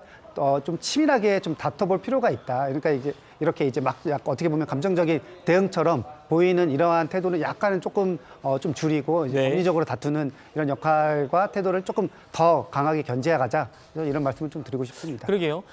이화영 씨 측이 아마 그 재판부의 판결문을 받고 바로 이재명 대표 측에게 공유해주지 않았을까요? 분명히 재판부 그 판결문을 봤을 텐데 법리적인 얘기보다는 정치적인 구호가 많이 나오는 상황은 분명해 보입니다. 자, 국회의원은 개개인이 헌법기관이죠. 그런데 이 박균택 의원은 유독 이재명 대표와의 특별한 인연을 많이 강조했던 분이기도 합니다. 들어보시죠. 화면에 띄워지는 저 사진이 제가 이재명 대표께서 백현동 사건으로 중앙지검 조사를 받을 때 변호인으로 참여했다가 휴게실에서 함께 찍은 사진입니다. 나중에 또 필요할 때 활용하라면서 저 사진을 수행비서 시켜서 대화 장면을 찍게 하셨었습니다. 지금 와서 저 사진을 제가 활용하는 이 상황이 되다 보니까 이 대표께서 제 앞날을 생각해서 저렇게 일부러 찍어주셨구나라는 그 고마움을 느끼고 있고 사람에 대한 배려를 많이 하시는 정말 인간적인 지도자구나 이런 생각을 많이 하고 있습니다. 이 대표께서 내 앞날을 위해서 찍어주셨구나. 뭐 이렇게 말씀을 또 하셨네요. 송영우 변호사님, 그러니까 이분이 지금 박균택 의원이 대북 송금 사건 변호인으로 등록돼 있다 이런 보도가 나왔었는데 저희가 확인해 보니까 이거는 전에 그 사건 맡고 있었기 때문에 기계적으로 좀 올라간 거고 지금 법사위에 있는 분이다 보니까 사임을 당연히 할 수밖에 없고 그렇게 할 거다라는 얘기를 좀 하고 있습니다. 국회의원 임기가 개시가 됐으니까요. 아마 변호사는 그 휴업계를 냈을 겁니다. 그런데 검찰 단계에서 이제 변호인으로 그 선임계가 들어가 있기 때문에 이게 기소가 되면은 그 선임계에 따라서 그 사건 전산에도 변호인으로 등록이 되거든요. 그러니까 아마 나왔을 것 같고 당연히 아마 현업으로서 지금 변호인을 할 수는 없겠죠. 그러나 우리가 아까 조금 전에 법사위에서 박균택 의원이 그 이 대북 송금 사건과 관련된 수사 자료를 요구하는 장면을 보지 않았습니까? 우리가 전관예우 많이 얘기합니다만은 이것은 전관예우 예우를 넘어서서요. 현관의 압박, 현관의 위력입니다. 예. 이런 것은 정말 국회의원으로서의 권한을 대단히 남용하는 것이고 아까 우리가 그 박균택 의원이 자료를 요구하는 장면이 지금 22대 국회가 왜 이렇게 돌아가고 있는지를 아주 압축적으로 잘 보여주는 장면입니다. 설주환 변호사님. 네. 민주당에 지금 22대 국회의원 당선인 보면 검사 출신들 굉장히 많으세요. 그런데 그렇죠. 본인 친정을 이렇게 압박하는 모습들을 많이 보이고 계신단 말입니다. 그러니까 좀 후배, 그러니까 전국에 거의 2,000명이 넘는 검사들이 있는데 그 대다수의 검사들이 이런 정치적 사건을 하지는 않습니다. 그러니까 우리가 거의 99%는 되게 민생 사범들 정말 꼭 잡아야 하고 정말 제가 제일 마음 아픈 부분은 특히나 사기 범죄 같은 경우에 이런 부분들 참 피해자들은 정말 속이 끓고 있고 하루하루가 힘든데 오히려 이런 범죄들에 대해서 정말 검사들이 이제 불철주야 고생 많이 하시거든요. 이제 저희가 변호사로서 그 앞에 있는 검찰청 보면 보통 밤 12시, 11시까지도 계속 이렇게 불 켜져 있고 일하는 검사들이 대다수입니다. 어찌 보면. 근데 이런 검찰 출신 선배들 어찌 보면 이분들 나름 검찰에서 다 고위직 하신 분들이에요. 일반 평검사 출신들이 거의 안 계십니다. 서울 뭐 이성윤 의원 같은 경우는 서울중앙지검장도 했었고요. 박균택 고검장 출신이죠. 그다음에 주철현 의원도 고검장 출신이고, 예. 양분남 의원도 다 마찬가지로 고검장 출신이고요. 그러니까 검찰 내에서 어찌 보면 굉장히 혜택을 입으신 분들이에요. 다만 정치적 입장이라든지 아니면 또 이분들 중에 한 분은 지금의 대통령과 검찰 내에 있을 때 어찌 보면 척이 지면서 예. 정치적으로 지금 돌아서신 분들이거든요. 저는 그렇다고 한다면 뭐 정치적으로 뜻을 달리해서 민주당에서 뭐 열심히 하신 분 거기까지는 제가 뭐라고 싶은 마음 하나도 없지만은 검찰의 많은 후배들이 본인들을 보고 있을 거란 말이에요. 예. 검찰 조직을 없애겠다라든지 저는 개선을 해야 한다는 거에 충분히 공감합니다. 하지만 검찰 자체를 없애야 된다. 그리고 검찰 수사권을 없애야 된다. 이런 식으로 오히려 자신의 친정에 대해서 정말 한 우물을 먹던 그 우물에 침을 뱉는 모습이 과연 그 정말 성실하게 일을 하고 밤늦게까지 일을 하는 형사부, 공판부 검사들에게 어떤 모습으로 비칠까 예. 저는 상당히 우려스럽습니다. 호 대변인, 그러니까요. 지금 민주당 검사 출신 민주당 의원 중에 이성윤 의원이 있는데 이분 서울중앙지검장 출신이시죠. 이분도 검사를 수사하는 그 대북 송금 특검법을 발의했습니다. 이렇게 검사 그리고 심지어는 사법부를 통제하는 그런 법안들까지 내면서 지금 민주당이 굉장히 당력을 총동원하는 그런 모습이란 말입니다. 이성윤 전 검사장이 고검장인가요? 전주을이거든요. 전주을. 전주울이 어딘가 하면요. 이상직 전 의원이 타이스타젯 그 문제 지금 이제 그 문재인 전 대통령 중진공 이사장 임명 그게 특혜냐 그 이제 당사자죠. 바로 그 지역구입니다. 그때도 이제 특혜 의혹이 있었는데 이번에도 저는 사실 이제 이런 특혜성이라고 저는 이제 생각을 하는데 좀 전 박균택 저 의원의 말씀 들으면서요. 저분이 나중에 쓸 일이 있을 테니까 활용할 테니까 사진 찍어둬라. 이 얘기는 뭡니까? 내가 당신 공천 줄 거니까 그렇게 알고 있어라는 얘기 아닙니까? 그거 암시한 거 아닙니까? 본인도 당사자도 아마 그렇게 받아들였을 겁니다. 이번에 대장동 변호사들이 몇 명이나 국회의원 됐습니까? 저는 그 당시에 이재명 대표의 저 말씀하고 박균택 그 의원의 저 그 상황은 법적으로도 이게 문제가 없는 것인지 한번 따져봐야 된다고 생각합니다. 예, 알겠습니다. 검찰이 이번에 이렇게 기소하면서 이재명 대표가 받게 될 재판이 모두 4개로 늘었습니다. 지금 많으면 뭐 한 주에 3개 재판을 받고 있었는데 4개까지 늘어나게 될 수 있는 거죠. 당대표직 수행에 문제는 없는가? 이런 영향이 좀 궁금해지는데 친명계 좌장인 정성호 의원이 이렇게 얘기했습니다. 들어보시죠. 지금 재판 4개가 동시에 진행되는 거잖아요.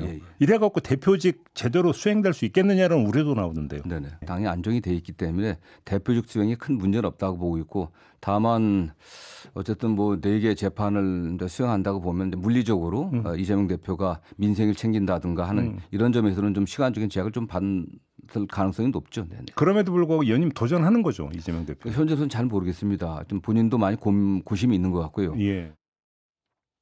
송 변호사님, 뭐 문제 없다고 하네요. 지금 정성호 의원님. 당무를 이재명 대표 본인이 안 하는 모양이죠. 아마 누군가가 대리해서 하고 있거나 무슨 아바타가 있거나 뭐 그런 상황이면은 문제가 없는 것이 아닌가 싶고 사실 일주일에 4번이나 되는 재판, 이 재판들이 하나하나 지금 그 증인신문을 밀도 있게 하고 있기 때문에 뭐 오전만 하지 않고 뭐 오후까지 이어지기도 하고 굉장히 재판 진행되는 시간도 깁니다. 그래서 이재명 대표가 당대표를 정상적으로 수행할 수 있을지는 매우 의문이 들고 그걸 넘어서서 이분이 어쨌든 개항을 해서 지금 선출된 국회의원 아닙니까? 도대체 선출직 국회의원으로서 제대로 된 일은 언제 할 수 있을지 매우 많은 의문이 들죠. 그럼에도 불구하고 불체포 특권이 필요하니까 의원직은 계속 유지를 해야 될 거고요.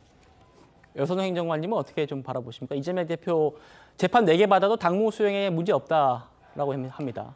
그러니까 지금 이제 선거 기간에는 굉장히 바빴던 것 같아요. 근데 예. 이제 뭐 일상적인 당무 같은 경우에는 그 정도로 이제 바쁘지는 않을 것 같고요. 다만 이번에 이제 이하영 부지사 관련해서 대북 송금 재판 같은 경우에는 서울에서 받는 게 아니라 아마 수원에서 재판을 받기 때문에 이동 시간도 꽤 걸리고 아무래도 좀 물리적인 시간은 많이 조금 줄어들지 않을까 뭐 이런 생각을 가지고 있는데요. 지금 이제 민주당에서는 뭐 제가 앞서 뭐 말씀드렸지만 지금 한동훈 전 비대위원장이 헌법 84조 이야기를 하면서 이재명 대표의 사법 리스크를 굉장히 띄우고 있는 만큼 민주당 안에서도 여기에 대응하자는 목소리가 굉장히 세게 나오고 있고 옹호의 목소리도 같이 나오고 있다. 이런 말씀을 그냥 짧게 드리겠습니다. 알겠습니다.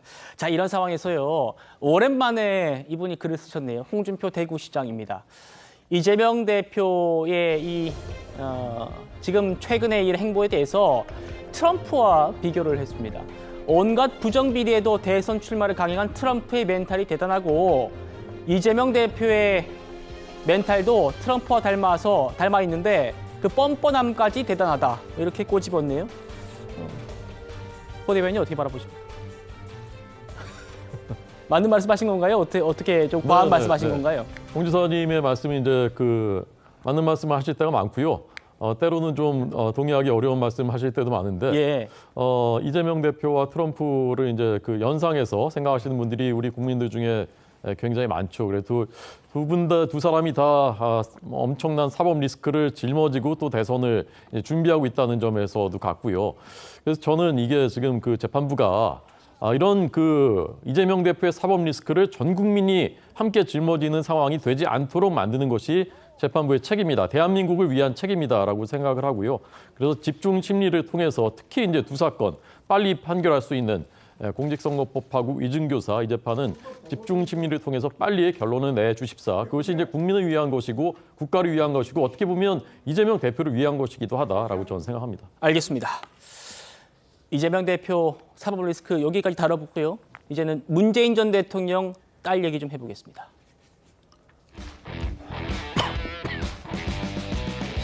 자, 지금 전국 검찰청에서요. 문재인 전 대통령 주변에 대한 수사가 아주 동시다발적으로 진행되고 있습니다. 전 사위죠. 서모 씨의 그 특혜 채용 의혹도 그중에 하나인데요. 오늘 조선일보 보도 바로 보시겠습니다. 자, 송 변호사님 같이 한번 보시죠. 다혜 씨 부부가 태국에서 한 20개월 전후로 좀 살았던 걸로 지금 뭐 전해지고 있는데 그때 받은 월급, 월세, 항공권비 이런 걸 총 합쳐서 2억 원 정도 된다. 이런 구체적인 액수가 나왔습니다. 이게 지금 검찰이 총 2억 원이라는 숫자를 좀 특정했다는 겁니다. 어떤 의미가 있는 건가요? 금액을 특정을 했죠. 일단은 당시에 지금 서모 씨, 문재인 전 대통령의 사위 서모 씨가 월급으로 받은 돈은 한 달에 한 800만 원 정도 되는 걸로 알려집니다. 예. 그러면은 기간이 한 20개월 정도 되니까 이게 월급만 받았으면 한 1억 6천 정도만 돼야지 맞죠. 그러니까 월급 외에도 거기에 뭐 항공료, 그다음에 그 태국 현지에서의 월세 이런 네. 것들까지 지원이 된 걸로 보여요. 그걸 다 합해서 2억여 원이라고 하는 것이고, 그다음에 저희가 아마 자세히 이야기할 기회가 있을 것 같습니다만은 이 서모 씨가 이제 제대로 된 어떤 항공 전문성이 없는 분 아니겠습니까? 그래서 그 타이 이스타젤에서 그 전무로 취직을 한 다음에도 그 대단히 그 중요하지 않은 일들만 했었다. 그러니까 뭐 비행기 리스 업무라든가 뭐 한국에 있는 이스타 항공과의 업무 협조라든가 뭐 이런 좀 단순한 일 위주로 한 걸로 알려져 있어서, 그러면은 이 채용은 특혜성이고 무언가 대가성이 있는 것 아니냐라는 의심을 받고 있는 그런 네. 상황인 것입니다. 네, 설 변호사님. 그러니까 2억이라는 숫자는 아마 좀 뭐 그동안 나왔던 진술들 뭐 이런 걸 좀 합쳐보면 좀 그 산정은 가능한 액수 같아요. 아까 송 변호사님 말씀 주셨습니다만 월급이 한 800에서 850 정도 됐다고 하고 뭐 그러면 이제 20개월 하면 어느 정도 액수가 나오고 월세에 항공권비 더하면 2억 정도 된다. 뭐 이 정도는 뭐 산수로서 나오는 것 같은데 문제는 아까 송 변호사님 말씀 주셨습니다만 이분이 지금 전문성이 있었느냐 하는 겁니다. 지금 서모 씨, 문 전 대통령의 전 사위의 경력을 보면 타이스타제 채용되기 전까지는 증권사에 계셨었고 또 게임 업체에 근무했기 때문에 항공사 경험이 전혀 없는데 어떻게 태국의 타이스타젯에 가서 전무이사를 하면서 월급을 800만 원씩 받을 수 있느냐 뭐 이런 얘기가 나왔었거든요.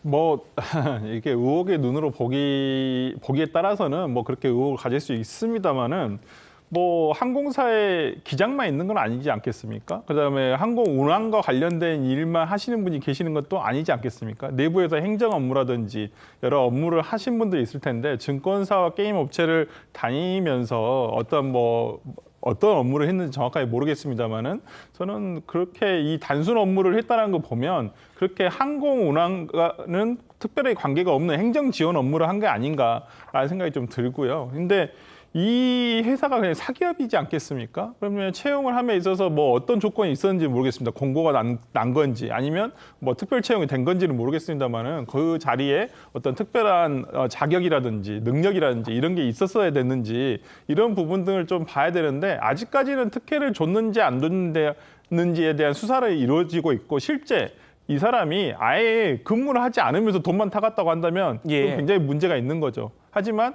그래도 단순 업무라도 업무를 자체를 했다라고 한다면 크게 문제가 될까라는 생각이 좀 듭니다. 예. 자, 이번 의혹의 또 핵심 인물이 있습니다. 잠깐 아까 얘기가 나왔었는데 이성윤 의원 얘기할 때요. 이상직 전 의원입니다. 이상직 전 의원은요. 본인은 문 전 대통령 사위 취업에 전혀 도움을 준 적이 없다. 이렇게 부인했었거든요. 그 목소리 먼저 듣고 얘기 나눠보도록 하겠습니다. 대통령 사위 서모 씨 이런 취업하는데 영향력 행사한 적 없습니까? 그 대통령님 관련된 거 뭐 제가 여기서 말하는 얘기가 아닌 것 같고요. 아니 본인이 영향력 행사한 적이 없느냐 이 묻는 거예요. 네, 없습니다. 예. 전혀 도와준 적 없고요. 예. 확실합니까? 예. 자, 그런데요. 이번 사건과 관련 있는 그 당시 타이스타젯의 대표, 박모 대표가 재판 이후에 언론사에다 이렇게 얘기했습니다.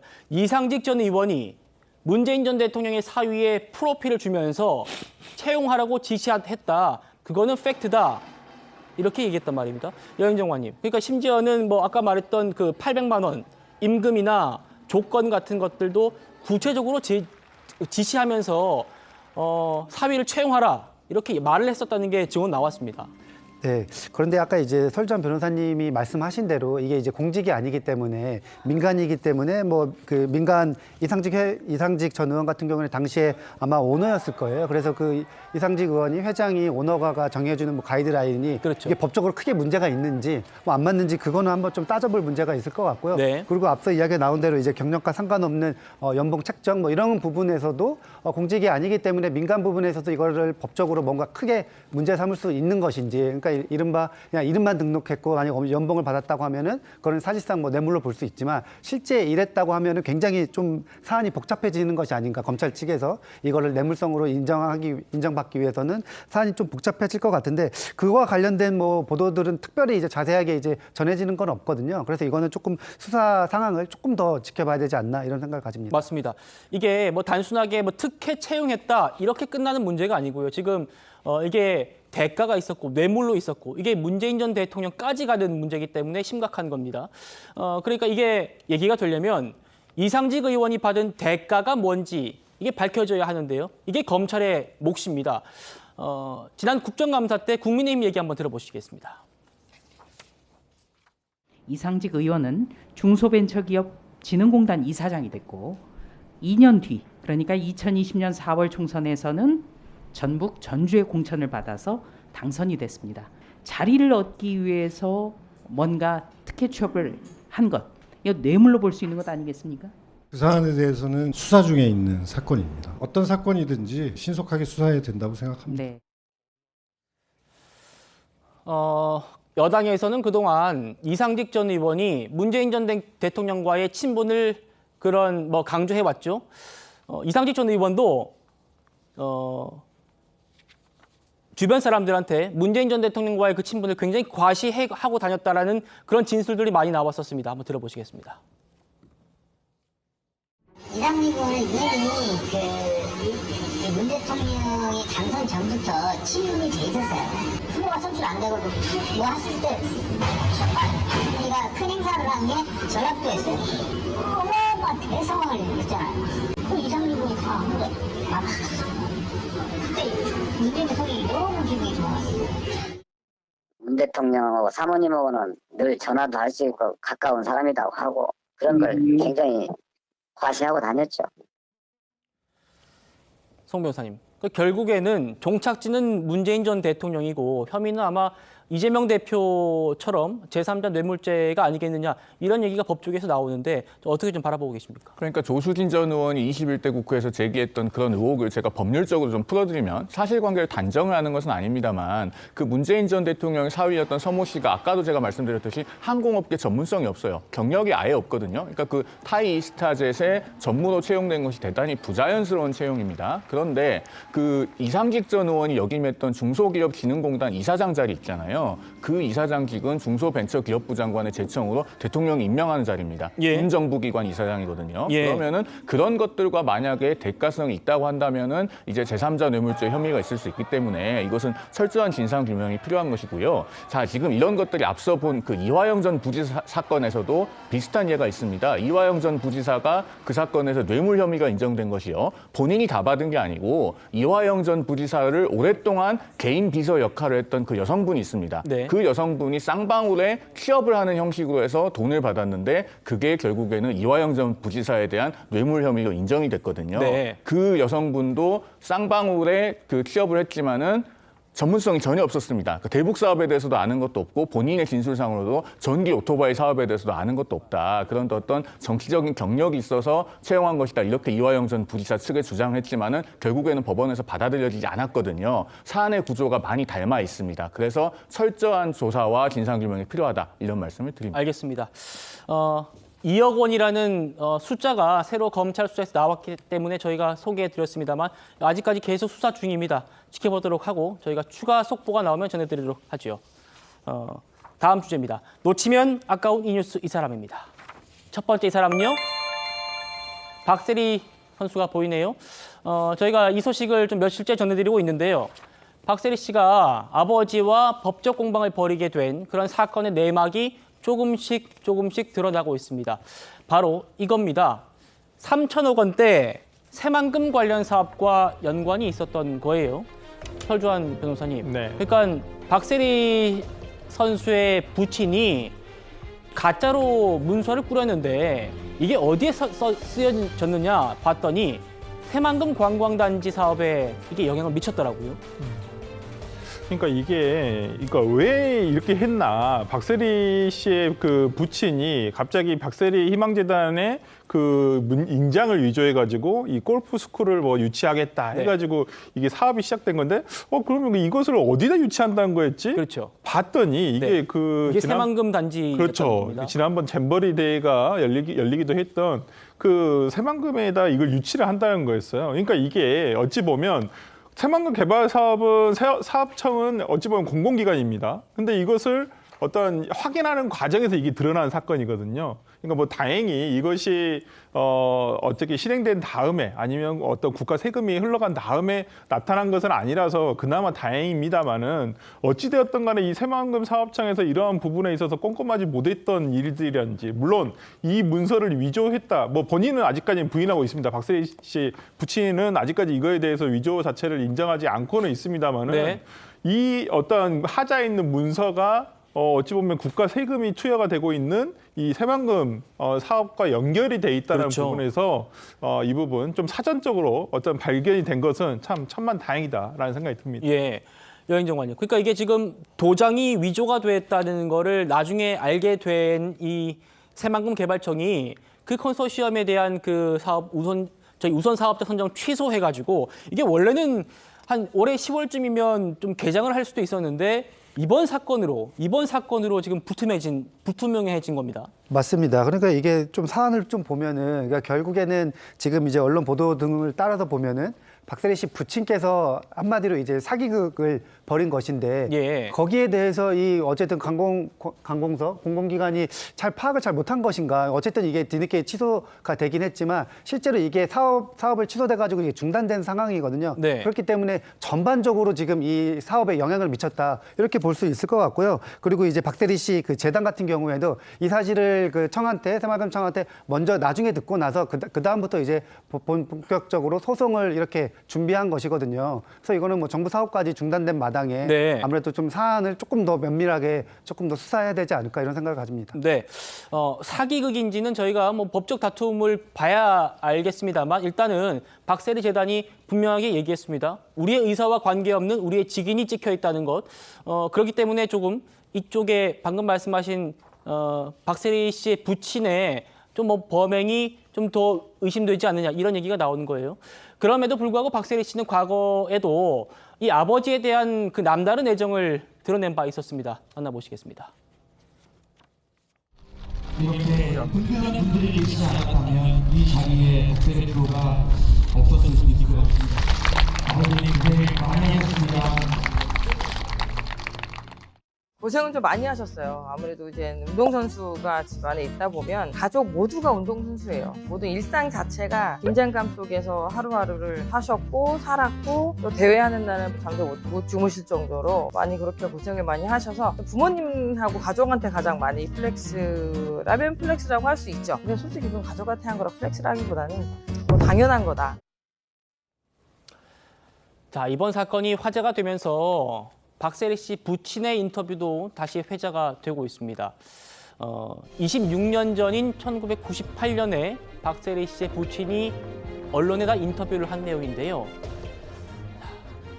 막연하게나마 우리 세리를 골프시킨 이유가 돈이 될 거라고 생각했기 때문이다. 어려울수록 최고가 되면은 돌아오는 것도 많지 않겠나 싶어서 오기로 시작했는데 우리 세리가 잘 따라줬다라고 26년 전에 박세리 씨가 그동안 워낙 아버지와의 그런 애틋함을 많이 얘기했기 때문에 이런 법적 공방까지 가기 전에는 내부적으로 해결해 보려고 하는 그런 노력이 분명히 있었을 텐데 그게 잘 안 돼서 이렇게 좀 불미스러운 일까지 가게 된 것 아닌가라는 생각도 들기도 합니다. 박세리 씨 뭐 잘 아시는 것처럼 선수 생활을 마친 뒤에는 감독으로 또 방송에 출연하면서 지금 연일 활약하고 계시죠. 은퇴 이후에는 골프 유망주를 키우는데 매진하겠다라고 포부를 밝히기도 했었습니다. 그때 목소리 들어보시죠. 우리 나갈 길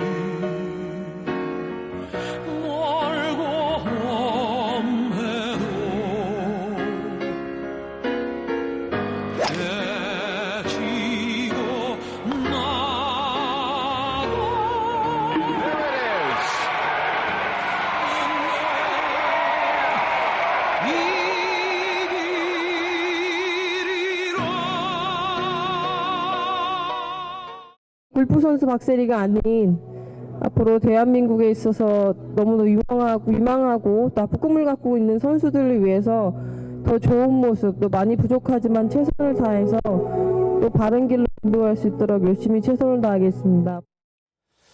뭐 이번에도 골프 학교 이게 문제가 됐습니다만 어쨌든 박세리 씨가 한 게 아니기 때문에 문제가 되고 있는데 아무쪼록 좀 잘 해결됐으면 좋겠습니다. 다음 놓치면 아까운 이 뉴스 이 사람 이분입니다. 가수 영탁 씨입니다. 내 이름 쓰지 마. 어떤 내용일까요? 막걸리 한 잔으로 유명하시죠? 이 영탁 씨가 본인의 이름을 딴 막걸리를 냈는데 그 과정에서 이 양조업체와의 상표권 분쟁이 있었습니다. 이 분쟁에서 최종 승소했다는 소식입니다. 영탁 씨는요, 2021년 1월에 저희 TV조선의 미스터 트롯 경연 도중에 이 막걸리 한 잔을 부르면서 아주 큰 화제를 모았었는데 노래부터 들어보시죠. 막걸리 한 잔.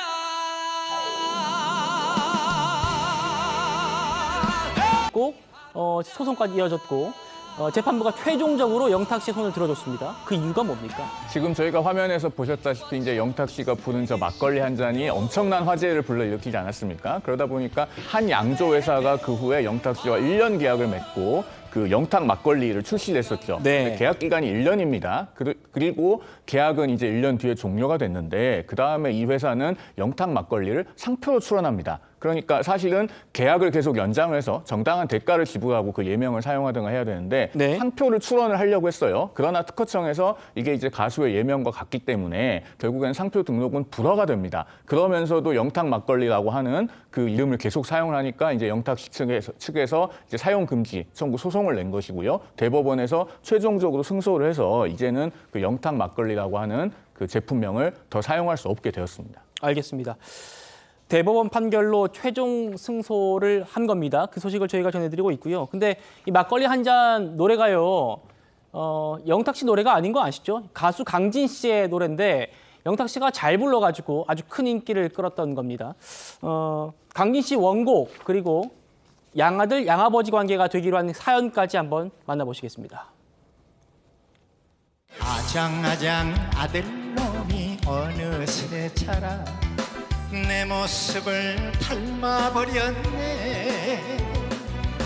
오늘따라 아버지가 보고 싶어서 그날처럼 막걸리 한 잔. 영탁 씨가 미스터 트롯을 딱 부르고 나니까 네. 그때부터 하루 이틀 지나고 나니까 이제 막걸리 한 잔 난리가 난 거지. 난리가 난 거예요. 영탁 우리 후배가 또 착한 것이 네. 그 문자도 오고 전화도 오는데 아. 강진 선배님의 막걸리 한 잔이 없었으면은 제가 오늘날 없습니다. 죽을 때까지 제가 잘 모시겠습니다. 얼마 전에는 저하고 약속을 했어요. 양아들 하기로 하고 양아버지요. 네. 영탁이 막걸리 한 잔 불러가지고 내 출연료가 20배가 됐다 이런 얘기도 했고요. 근데 본인도 뭐 아시는 것처럼 나훈아 씨의 땡벌을 받아가지고 아주 성공을 대히트를 시킨 그런 경력도 있으신 분이 강진 씨입니다. 네, 놓치면 아까운 이 뉴스 이 사람 세 번째입니다. 저기 지금 자고 있는 분이 누군가 했더니 이준석 개혁신당 의원이에요. 요즘에 그 출퇴근하는 지하철 안에 국회의원이 자고 있어요 라는 목격담이 쏟아지고 있다고 합니다. 자, 이겁니다. 자, 그 지하철 안인데 옆 사람에게 팔에다가 머리를 갖다 대고 이렇게 숙면을 취하는 사람이 있어요. 이게 이준석 개혁신당 의원이에요. 뭐 이게 피곤한 직장인의 정석이다. 뭐 이렇게 또 얘기가 오가고 있는데 홍준석 대변인님. 네네. 이준석 의원 측에 좀 물어봤어요. 이거 어떻게 찍힌 거냐 하니까 본인이 이제 지역구가 동탄이고 또 집은 아직 노원에 있어가지고 출퇴근하고 하는 게 차로 하면 너무 비효율적이더라. 지하철이 더 빠르더라. 뭐 그래가지고 하다 보니 찍힌 것 같다라고 얘기를 하고 있어요. 근데 뭐 이게 뭐 국회의원이 저렇게 하고 있는 게 좀 의전상이나 뭐 안전상 문제 없겠느냐 이런 얘기도 나오고 있어서요. 저는 굉장히 보기 좋습니다. 이준석 대표의 그 발언에는 공감하지 않을 때가 많지만 저런 모습 누가 싫어하겠습니까? 국회의원이 시민들하고 저는 같이 출근하고 퇴근하는 것부터가 국민들과 함께하는 그 시작이라고 저는 생각하거든요. 저는 국회의원이 아니지만 저도 사실은 지하철과 버스로 늘 출근 퇴근합니다. 오늘 여기 올 때도 지하철 타고 왔고요. 그 전부터 그랬습니다. 저는 이제 그 뉴스 앵커 할 때도 그랬었는데 저는 그거부터가 지하철에서 힘들게 출근하는 시민들을 같이 이제 타고 다니면서 얼굴 보는 것부터가 취재의 시작이다라고 생각했거든요. 그게 이제 그 공간에서부터 멀어지면 거기에서부터 저는 마음도 멀어진다고 생각합니다. 네. 그래서 이준석 대표 저런 모습은 굉장히 좋아 보이고요. 저는 저렇게까지 잔 적은 없는데 고개를 기대고까지 잔 적은 없는데 저도 이제 가끔 자기도 하고 그러는데 예. 엄청 피곤하셨든지 아니면 술을 좀 많이 드셨든지 한 것 같은데 조금 술은 덜 드시면 많이 혹시 드셨다면 좋겠습니다. 정말 피곤했을 수 있으니까요. 술 얘기는 의혹입니다. 네, 알겠습니다. 의혹입니다. 예. 이준석 의원이 이렇게 뭐 대중교통을 많이 이용하는 거는 뭐 국민의힘 대표 때부터도 잘 알려진 사실입니다. 그때는 따릉이 출근을 해가지고 이거 쇼 아니냐 이런 지적이 있었는데요. 그때 이 대표 얘기 들어보시죠. 4호선에서 그런 거 신기하지 않고요. 가끔 5호선이나 9호선에서 그런 것도 있어요. 4호선은 별로 왜 신기하지 않나요? 너무 많이 봐가지고 그런 것도 있어요. 저는 그냥 편하게 그냥 한 건데 아직까지 그런 것에 익숙하지 않으신 분들은 특이한 이벤트를 했다 뭐 이런 생각하시는 분들이 있거든요. 저는 뭐 어차피 대중교통을 이용하는 것이 거의 평생 이용해왔던 방식이기 때문에요. 예. 저는 제가 바뀌어야 되는 건가 아니면 사람들의 인식이 바뀌어야 되는 건가에 대해서 약간 고민이 있습니다. 예. 그렇죠. 뭐 국회의원이 대중교통 타는 게 뭐가 뭐 특별한 일이라고 저희가 이렇게 다루느냐 이렇게 말씀하시는 분들도 있을 겁니다. 이런 분들이 더 많아졌으면 좋겠다는 생각도 듭니다. 여기까지 하고요. 저는 1분 뒤에 돌아오도록 하겠습니다. 네, 저희는 내일도 오후 5시 10분에 찾아뵙겠습니다. 여러분 고맙습니다.